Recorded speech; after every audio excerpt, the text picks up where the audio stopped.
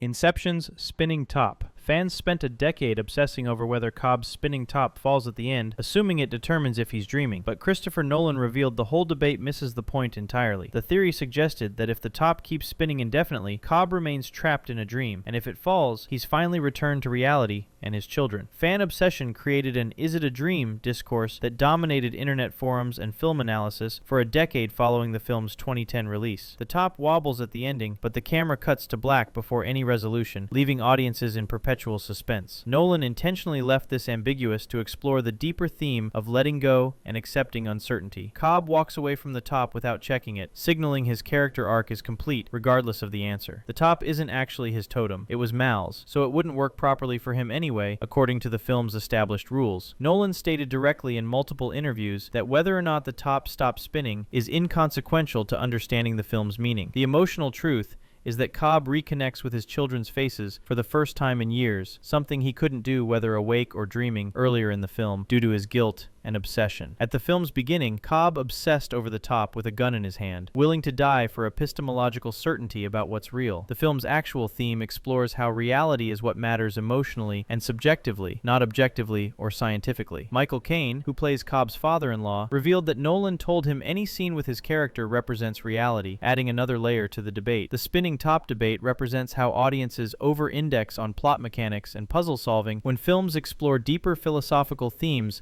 about consciousness and perception. Nolan crafted the ambiguity deliberately, not to frustrate viewers with an unsolvable riddle, but to reflect Cobb's own journey from paranoia and obsession to acceptance and peace. The real ending isn't whether he's dreaming or awake, it's that he stops caring about the distinction, choosing emotional connection and presence with his children over epistemological certainty about the nature of reality. Matrix within Matrix. For years, fans theorized that Zion, the supposed real world outside the simulation, was actually another layer of the Matrix designed to control those who rejected the primary simulation, but The Matrix Resurrections essentially dismissed this elaborate idea. The theory circulated heavily after The Matrix Reloaded premiered in 2003, proposing Zion as a deeper Matrix level with possibly infinite simulations stacked within each other like Russian nesting dolls. The film suggested hints through unexplained phenomena like Neo's powers working outside the Matrix, two perfect coincidences in the Resistance's operations, and the architect's cryptic revelations about control systems. The theory persisted despite having no concrete textual evidence in the original trilogy, becoming one of the most popular Matrix fan theories online. The Matrix Resurrections in 2021 revealed that Zion was eventually destroyed during a machine civil war, and humans moved to a new city called Io, where synthients and humans coexist peacefully. The film never addresses the nested Matrix theory directly through dialogue or plot, and Niobe's reference to Zion being trapped in a matrix of their own was clearly metaphorical, referring to mental rigidity and ideological stubbornness rather than literal simulated reality. By not bringing up the nested simulation concept at all, despite having the perfect opportunity during exposition scenes, the film strongly suggests this elaborate theory was never part of the Wachowskis' creative vision for the franchise. This theory shows how fans can build increasingly complex interpretations on minimal evidence when films present philosophically ambiguous worlds. The Matrix franchise's deliberate philosophical ambiguity about the nature of reality invited endless speculation and creative interpretation, but the nested simulation theory became unfalsifiable, where any explanation or evidence could be dismissed as just another part of an even deeper simulation layer. The films eventually clarified through their sequel that some mysteries don't require endless recursive layers of complexity. Sometimes straightforward narratives about freedom, choice, and human connection can be philosophically profound without infinite regress. George knows. Fans theorized George McFly recognized his son Marty when he time traveled back to 1955, deducing the truth through his science fiction expertise, but the filmmaker said the answer was far simpler and more human. The theory proposed that George, being a massive sci-fi fan who reads pulp magazines obsessively, deduced Marty was a time traveler based on his knowledge of science fiction tropes and concepts, combined with his susceptibility to recognizing supernatural or extraordinary elements in everyday life. Some fans suggested George deliberately named his son Marty years later as a knowing tribute to the mysterious teenager who helped him win Lorraine's heart. Robert Zemeckis and Bob Gale, the director and writer, debunked this directly in interviews, calling it creative but overthought. The actual explanation is refreshingly mundane. George didn't recognize Marty because decades had passed since high school, the encounter lasted only a few days, and George's memory simply wasn't perfect enough to connect a teenager from his past with his own grown son. Time naturally blurs facial recognition, especially when you're not expecting to see someone decades older or younger. The theory gave George too much credit for observation skills and pattern recognition, assuming perfect memory recall across 30 years. This shows how fans sometimes create elaborate, convoluted explanations involving secret knowledge and hidden awareness, when simpler character logic based on realistic human psychology suffices perfectly well. George's lack of recognition isn't a plot hole requiring explanation through elaborate fan theories. It's realistic memory failure that anyone would experience. The film works because it trusts audiences to understand that people don't perfectly remember everyone they briefly met decades ago. Jar Jar Sith. One of the most persistent and elaborate fan theories claims Jar Jar Binks was secretly a Sith Lord, manipulating events and controlling Palpatine from the shadows. But George Lucas flat out denied it, and the evidence contradicts this interpretation. The theory originated on Reddit in 2016 and gained massive traction across social media, proposing Jar Jar as a dark master using subtle mind manipulation abilities and force powers disguised as clumsiness. Evidence cited included his seemingly impossible acrobatic skills that defy physics, suspicious hand gestures during key political moments that resemble force manipulation, and his improbable political influence that helped Palpatine rise to power, despite appearing completely incompetent. The theory suggested Lucas originally planned this shocking reveal, but backed down after intense fan backlash to the character following The Phantom Menace, supposedly abandoning the twist to avoid further controversy. Ahmed Best, the actor who portrayed Jar Jar through motion capture, hinted in interviews that some hidden meaning or deeper layers existed in the character's design and movement choices. However, George Lucas explicitly and unambiguously stated in multiple interviews that Jar Jar is not a Sith Lord and never was intended to be one. Mark Hamill confirmed in convention appearances that Jar Jar won't be revealed as a villain in any future Star Wars content. While the theory demonstrates impressive visual analysis and pattern recognition, it fundamentally contradicts authorial intent and canonical story development. In official Star Wars canon, Jar Jar was merely a bumbling Gungan whose accidental competence and naive political maneuvering inadvertently helped Palpatine, not a mastermind orchestrating event. This theory represents fan desire to retroactively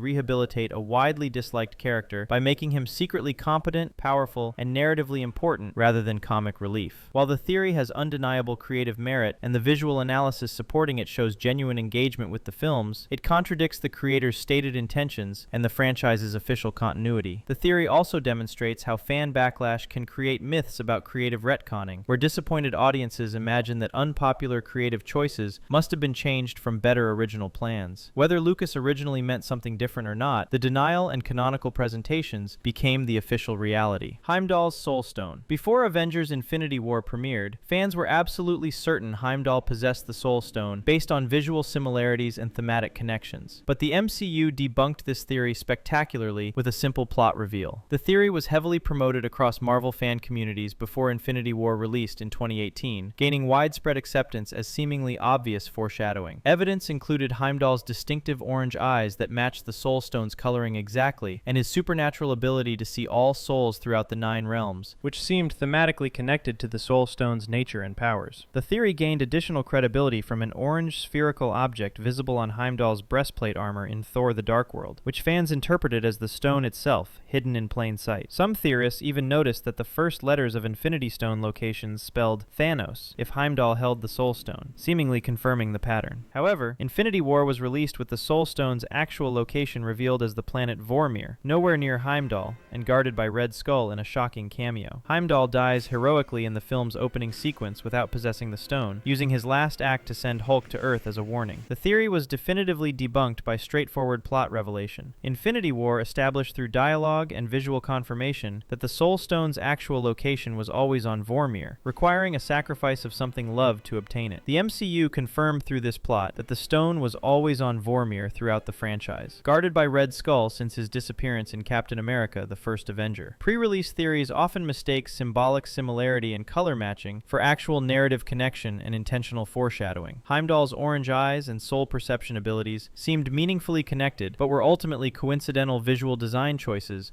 without deeper plot significance. The theory perfectly illustrates how superficial parallels like matching colors can generate elaborate, confident fan theories that spread widely across communities without substantial textual support beyond surface-level observations. Snowpiercer Wonka theory. An elaborate and creative theory claimed Snowpiercer was a dark sequel to Willy Wonka and the Chocolate Factory, where Charlie Bucket became the train's tyrannical villain Wilford. But the timeline and internal logic completely fall apart under scrutiny. The theory was created by YouTuber Rhino Stew and gained massive viral traction online, proposing that Charlie Bucket eventually becomes Wilford Wonka, the mysterious creator of the perpetual motion train containing humanity's survivors. Evidence included striking thematic parallels: isolated, self-sustaining environments cut off from the outside world, testing worthy successors through elaborate trials and challenges, authoritarian control through mysterious benefactors, and class systems separating populations by worthiness. The theory explained the Oompa Loompas' conspicuous absence by claiming they went extinct sometime between the films and were replaced with exploited children as the new labor force. However, there are critical flaws that undermine the theory's foundation. The timeline doesn't align properly. Willy Wonka was released in 1971 and Snowpiercer in 2013, requiring only 42 years to pass, which doesn't provide nearly enough time for the catastrophic climate change, technological advancement to create the perpetual train, and societal collapse depicted in Snowpiercer. Violet Beauregard, who also survived the factory tour and would logically be part of this narrative, is completely absent from the theory despite being a major character. The Oompa Loompas' extinction explanation is purely speculative fan invention, not supported by any canonical information from either franchise. Director Bong Joon-ho never confirmed, acknowledged, or even commented on any connection between the films, and the original Snowpiercer graphic novel predates this theory entirely with its own separate mythology. Fans who spread the theory often acknowledge its far-fetched and creatively speculative, even while enjoying the intellectual exercise. This theory exemplifies creative fan fiction that sounds superficially plausible through selective evidence and thematic pattern recognition. The thematic parallels between isolation, succession testing, class systems, and authoritarian control are genuinely similar and make the theory appealing despite massive logical holes. It's not wrong because it's implausible within the world building, but because the filmmakers created both works completely independently without any intention of connecting them narratively. E.T. Jedi Theory. A popular and surprisingly persistent theory claims E.T. was actually a Force-sensitive Jedi hiding from the Galactic Empire's purge, but this has zero confirmation from either Steven Spielberg or George Lucas, despite their close friendship. The theory argues that E.T.'s telepathic communication abilities and healing powers demonstrated in the film are actually Force abilities, rather than simply his alien species' natural biology. E.T.'s recognition of a child wearing a Yoda costume on Halloween, causing visible excitement, supposedly suggests personal familiarity with Yoda and the Star Wars universe. The theory additionally cites E.T.'s vessel design as resembling Star Wars spacecraft aesthetics and attempts to connect his home planet in the Reticulum constellation to expanded universe Star Wars lore. Spielberg and Lucas are well-documented friends and collaborators who worked together on the massively successful Indiana Jones series, creating plausible circumstances for universe connections. However, neither director has confirmed, suggested, or acknowledged any E.T. and Star Wars connection in decades of interviews and public appearances. The theory is widely acknowledged, even by its supporters, as fun speculation and creative crossover thinking, but definitely not official canon. E.T.'s species does appear in Star Wars Episode 1, The Phantom Menace, as background characters in the Senate, and E.T. is officially part of Star Wars Legends material through various expanded universe references, but this still doesn't confirm the specific Jedi theory or Force sensitivity. All evidence remains primarily circumstantial. Similar supernatural abilities that could be explained through different fictional frameworks, Hollywood connections between friendly directors, and thematic parallels between family-friendly space adventures. This theory demonstrates how creative filmmakers' real-world friendships and professional relationships inspire fan speculation about shared fictional universes and crossover potential. While thematically aligned as both are space opera adventures about extraordinary beings and human connection, the films remain completely independent creative works. The theory is engaging and spreads widely precisely because it's plausible given the director's collaborations and the Easter egg appearances, but plausibility and circumstantial evidence differ fundamentally from confirmation and authorial intent. Interstellar's time paradox. Fans debated intensely whether Interstellar contained unsolvable time paradoxes and bootstrap problems, but Christopher Nolan designed the temporal mechanics specifically and carefully to avoid grandfather paradox problems through predestination logic. The theory proposed that Cooper sending himself coordinates through gravitational manipulation creates a classic bootstrap paradox, where information originates from the future with no actual origin point, creating logical impossibility. Fans extensively discussed and suggested either an infinite causal loop with no beginning or alternate timeline branching scenarios to explain the mechanics. Nolan's actual mechanics, as explained in interviews and supported by physicist Kip Thorne's consultation, show that gravity transcends dimensional barriers but doesn't create temporal paradoxes when properly understood. Higher dimensional beings existing outside normal space-time, called bulk beings, or fifth-dimensional humans from the far future, perceive time non-linearly as a physical dimension they can observe simultaneously. Cooper was always the ghost haunting Murph's childhood bedroom throughout the timeline. He didn't alter or change the past retroactively. From a four-dimensional perspective, limited to linear time, the situation appears paradoxical with circular causation. But from a five-dimensional perspective, with complete temporal awareness, it's simply a fixed event in the space-time continuum. The film carefully employs a predestination model where events must happen because they already have happened from the higher dimensional perspective, eliminating paradox. The wormhole appeared near Saturn exactly 48 years before Cooper's mission launch, showing intentional timing by future humans to ensure the timeline proceeds correctly. There's no true paradox in the conventional sense, rather a fixed timeline where future evolved beings